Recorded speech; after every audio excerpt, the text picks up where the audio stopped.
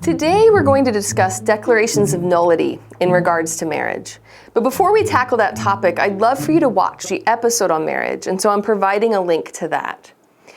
We saw in that episode that marriage is a covenant between two persons who give and receive each other.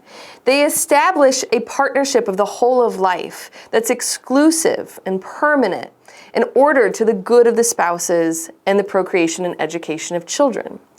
The church teaches that a marriage comes into being when two capable persons express, in a legally recognized fashion, their consent to be married.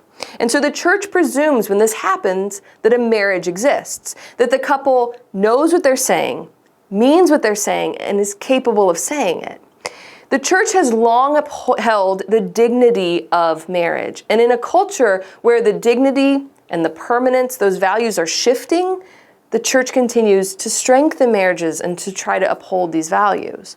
The church also recognizes that at times, human frailty comes into play in the decision to marry. What if the two standing in front of that altar don't know what they're saying, don't mean what they're saying, or aren't capable of saying it? And so the tribunal process is the means that the church uses to determine if there's a valid binding marriage that occurred. For example, canon lawyers love to say, consent makes marriage.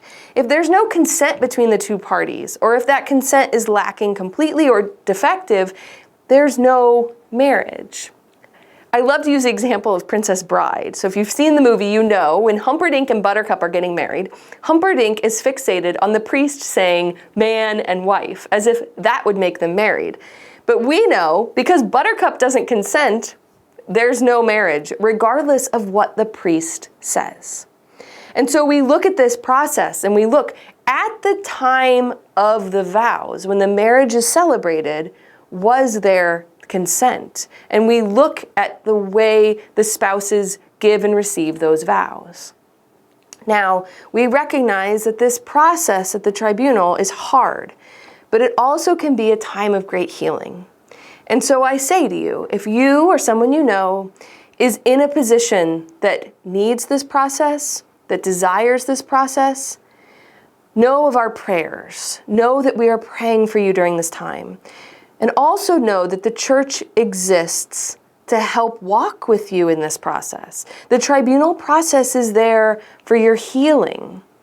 And so know of our prayers and know that if you have questions and if you wonder if this process is something you need or that would benefit you, go to your parish priest and he can help you take those next steps.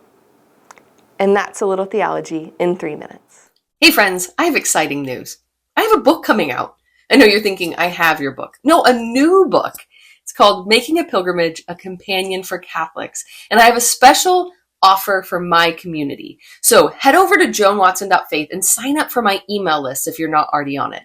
I am going to have a limited time promo code for 15% off Making a Pilgrimage when it comes out. So stay tuned for more details. I have lots to talk about. Really excited about this book. But for now, joanwatson.faith, sign up for my email list and stay tuned for that limited time promo code.